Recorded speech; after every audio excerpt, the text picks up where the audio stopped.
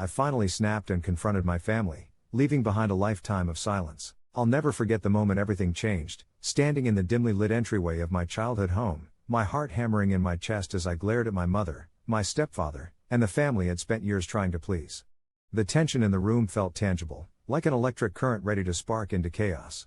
I had spent decades tiptoeing around their expectations, bending over backward to keep their disapproval at bay, but that morning, it all came crashing down. It started with a confrontation I hadn't even seen coming. I had arrived unannounced to pick up my younger half-sister, Lena, after a night out with some friends. As I stepped into that foyer, the smell of stale cigarette smoke and bitter regret hit me in waves. My mother, Mary Ann, sat on the edge of the floral sofa, her eyes brimming with resentment. Beside her, Charlie, my stepfather, was glaring at me as if I were the source of every misfortune that had ever visited our household. The silence was heavy before it exploded into accusations, years-old secrets, and harsh truths long suppressed. "Where have you been?" Mary Ann demanded bluntly, her voice wavering between fury and hurt. I could see the others tense up, even Lena looked frightened, her eyes darting about as if searching for an escape. I forced myself to stand tall and answer, "I was with friends. I'm not a child anymore, Mom." That statement, simple and defiant, reverberated around us like thunder. It was the spark to ignite all the frustrations I had stored up over the years. For as long as I could remember, our family had been a blend of carefully managed facades and underlying hostility. I was born into a complicated blend of biological ties and step relationships that had never quite meshed. Papa Bill, my biological father, had been absent for much of my early life, leaving Mary Ann to remarry a few years later when I was barely old enough to understand the shifting dynamics of love and loyalty. Charlie came into our lives promising stability, but instead it brought a rigid set of rules and a cold indifference that slowly carved invisible wounds into my heart. I'd spent my childhood tiptoeing around Charlie's moods, absorbing Mary Ann's silent sufferings, and watching my sister Lena navigate the turbulent waters of a family that never seemed to truly embrace her. I remembered countless dinner tables filled with forced smiles, whispered arguments behind closed doors, and a litany of expectations that I could never seem to live up to. Every time I tried to stand up for myself, I was met with dismissals, accusations of ingratitude or defiance. That day, my anger finally reached its boiling point. Mary Ann's eyes were wild, a cocktail of disappointment and fury, as she leveled a trembling finger at me. "You're always out there wasting your life, and when you do show up, you act like you've forgotten where you come from." I felt my blood surge, each word slamming into me like a punch to the gut. "I haven't forgotten where I come from," I retorted, my voice trembling with both rage and sorrow, "but I've spent so long trying to fit into a mold that was never meant for me. I'm done pretending that everything's okay, pretending that I'm okay. I deserve to be seen as who I truly am, not as a broken piece you can keep collecting when it fits your narrative." For a long moment, there was nothing but the sound of my pounding heart and the crackling tension of relationships frayed by secrets and lies. I saw Charlie's face underline every word with a sneer, as though the very air around him was thick with disdain. Mary Ann's eyes glistened with unshed tears, and I wasn't sure if it was anger or sincerity that made her shudder. The room held its breath, and then, as if on cue, Lena whispered, "Maybe you should just leave for a while," before retreating to a quiet corner of the room. The night spiraled into chaos as old wounds were reopened. I remember Mary Ann yelling about how I had always chosen my friends over family, how I never belonged to the family that I was supposed to cherish. In between the rapid-fire accusations, I tried to tell her about the years of emotional abandonment, the nights I spent lying awake, wondering why I wasn't enough. I recounted the bitter times when every success in my life was met with a derisive comment or a sarcastic laugh. And Charlie, his words slow and deliberate as if each syllable were a calculated jab, accused me of betrayal. "You think you know everything, but you never saw the reality. You left when you had the chance to fix things, and now you come back with your head full of illusions." The voice in my head kept repeating memories of endless phone calls, arguments between Mary Ann and me, painful glimpses of Lena's tear-soaked face when I had gotten too caught up in my own life instead of being the friend she deserved. I remembered the summer days when I'd hide on the back porch, clutching a tattered notebook filled with my secret thoughts, diary entries full of despair, loneliness, and the desperate hope that maybe one day I'd find a family that truly loved me for who I was. As our heated exchange continued, I realized that everything, every mistake, every silent sacrifice, was converging into one defining moment. I recalled the countless times I had served plates at family functions, always the mediator, always the reluctant peacemaker, even when I felt like a ghost in my own story. I remembered my first heartbreak at the age of 16, when the crushing weight of my family's expectations made me believe I wasn't worthy of love. And then there was the day Lena left home after a particularly bad fight over curfew, a day that shattered the illusion that we were a cohesive unit. Lena, who had once been so fiercely protective of me, gradually became the quiet bystander, a reflection of how damaged our family really was.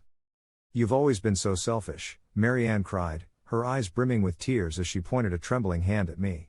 "Ever since you were a little punk, you've only cared about yourself and your stupid art, your stupid dreams."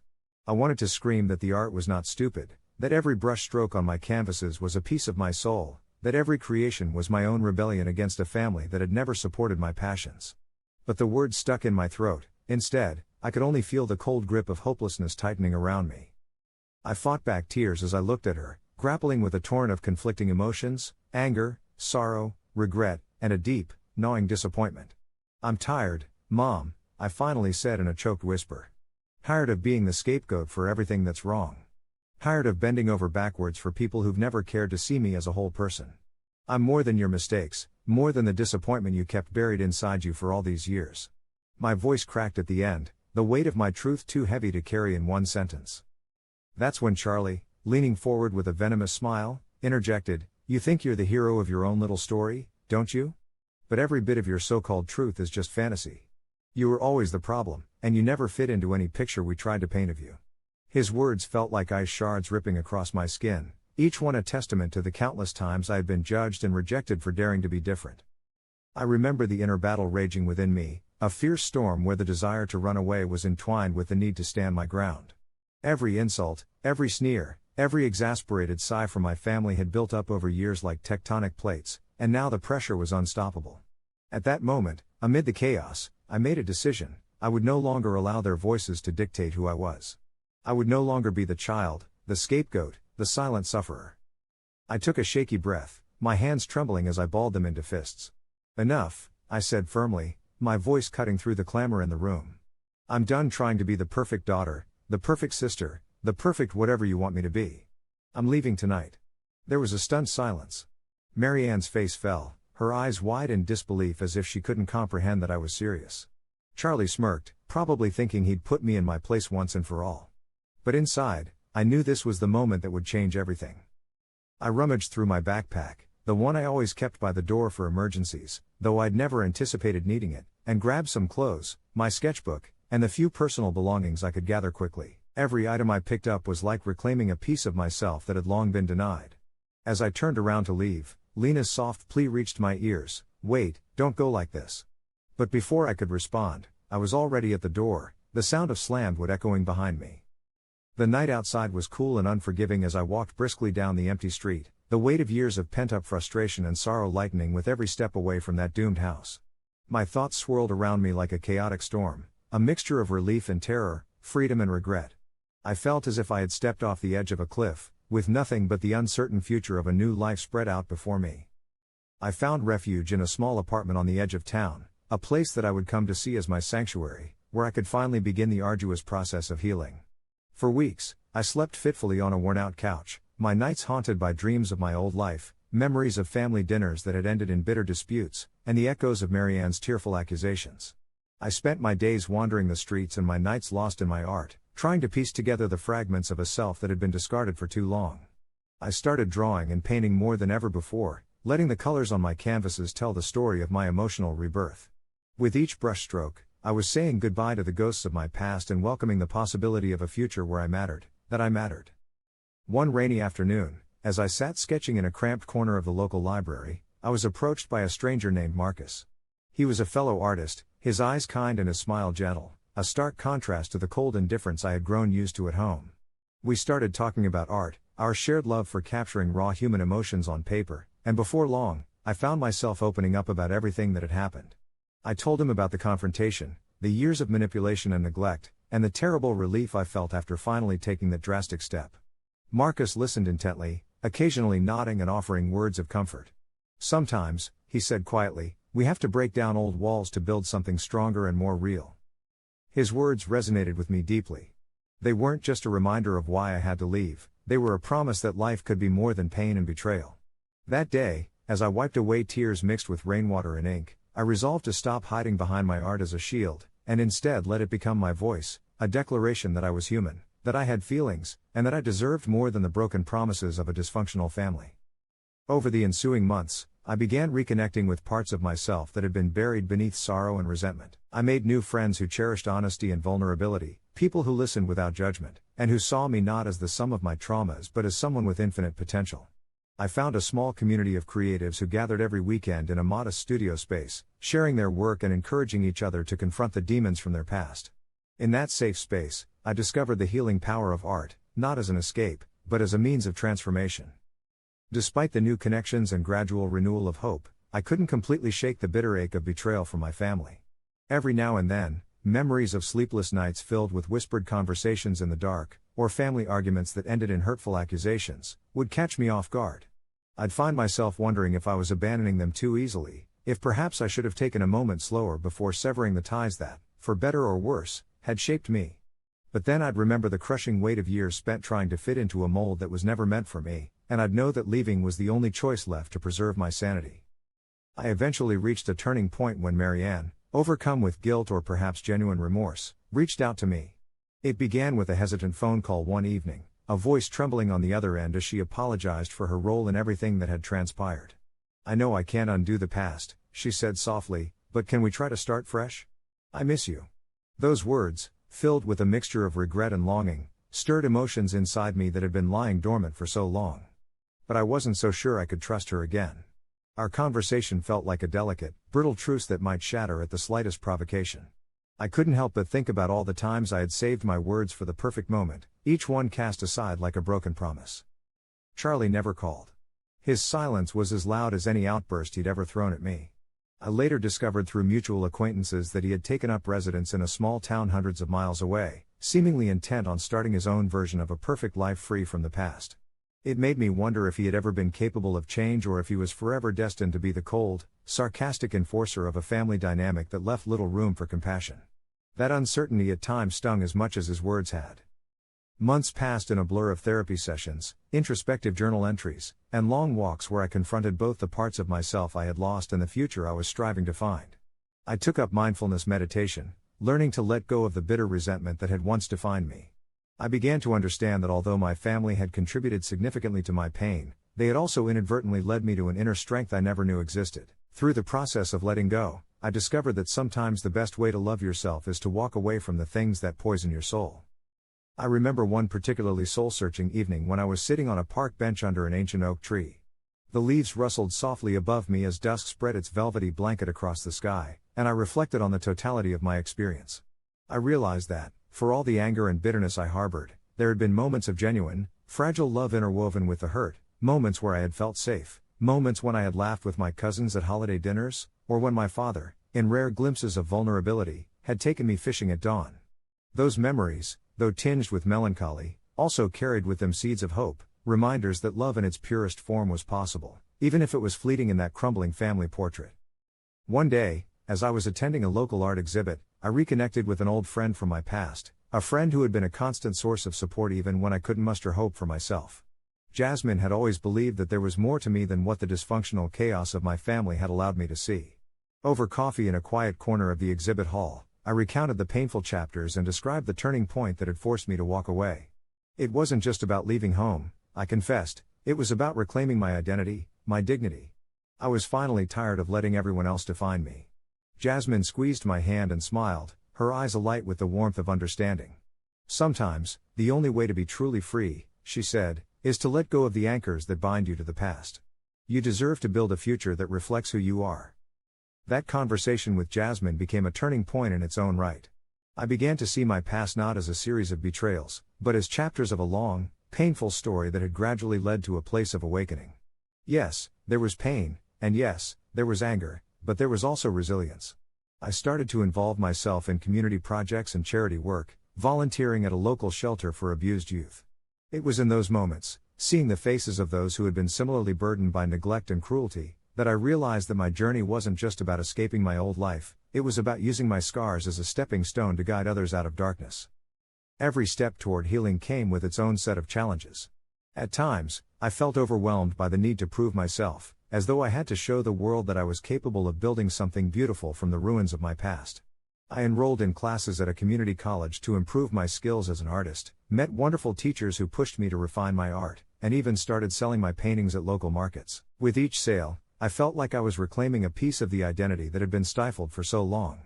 My first solo exhibition, a modest event in a small gallery downtown, was both a celebration and a tribute to every moment of pain that had propelled me forward, and a celebration of every hard-won step towards liberation.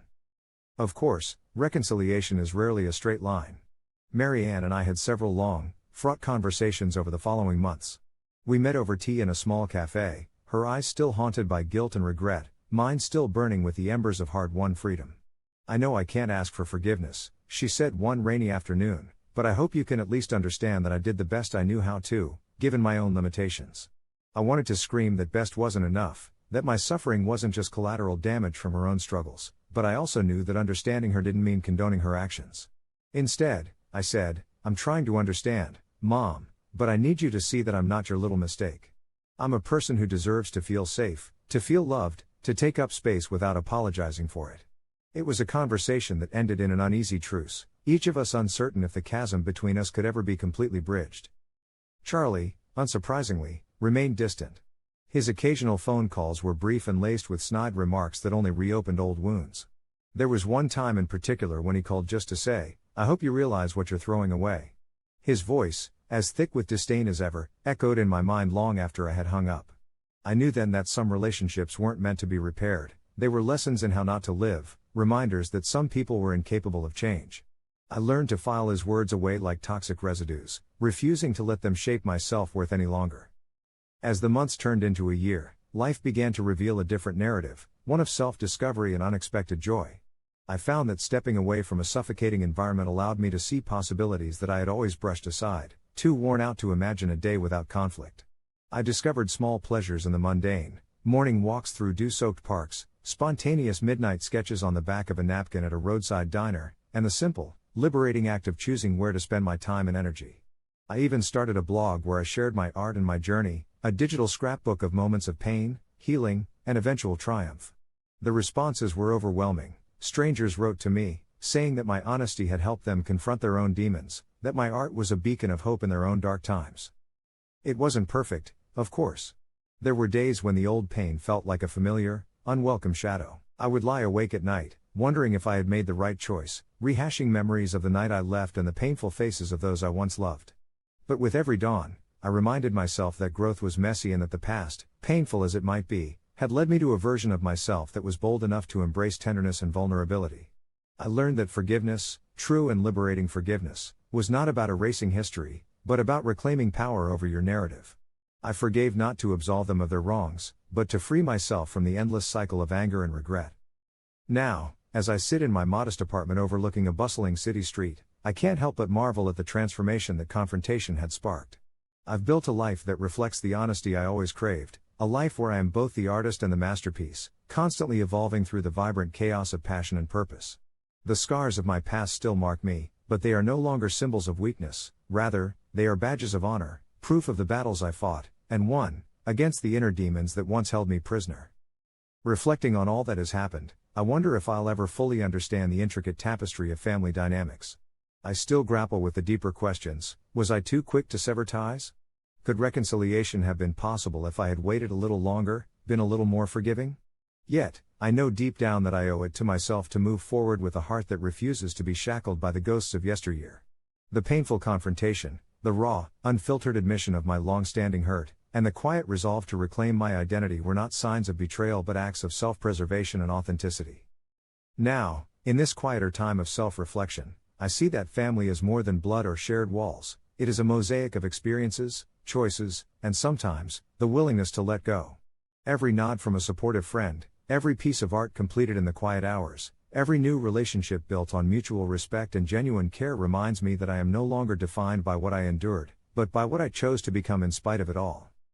I still receive the occasional message from Mary Ann, words of remorse, offers of tentative attempts to bridge the gap, but I hold my boundaries firm, aware that while forgiveness may be one day possible, trust is a fragile seed that must be nurtured with time and consistent action. I believe that one day, perhaps, we might rebuild something resembling a relationship, but until then, I honor my journey by cherishing the progress I've made, learning to see value in my own voice and the art I create. Looking back now, with all the scars and triumphs etched into my story, I truly believe that the night I decided to walk away was also the night I finally walked toward the person I was meant to become. I stand before you all not as someone diminished by their past, but as someone who has reclaimed their narrative. Life is messy, unpredictable, and often heartbreaking, but it is also full of moments of light if we only dare to seek them out. So here I am, sharing my story in the hope that anyone trapped in a cycle of family betrayal and oppression might find the courage to stand up for themselves. I ask you, was I wrong to finally put myself first? What would you have done if you had grown up in an ocean of shame, expectations, and neglect? I have learned that sometimes, the hardest and most painful battles lead us to the most liberating victories. And while I sometimes long for the good memories, I know deep down that the painful ones were the catalyst for finding my true self. As I step into each new day, painting my future with broad, bold strokes on a blank, hopeful canvas, I remain ever grateful to those who have supported me, to those who dare to voice their truth in a world that often silences vulnerability. I will continue to learn, to create, to forgive in my own time and in my own way. My heart, delicate yet unyielding, beats with the rhythm of a life rediscovered, a life that, for the first time, feels truly mine. I leave you with my final thought: sometimes breaking away from the familiar is the most courageous act of love you can ever do, for yourself and for those who will eventually learn the value of standing in their own truth. What are your stories of reclaiming your voice from a past that threatened to define you?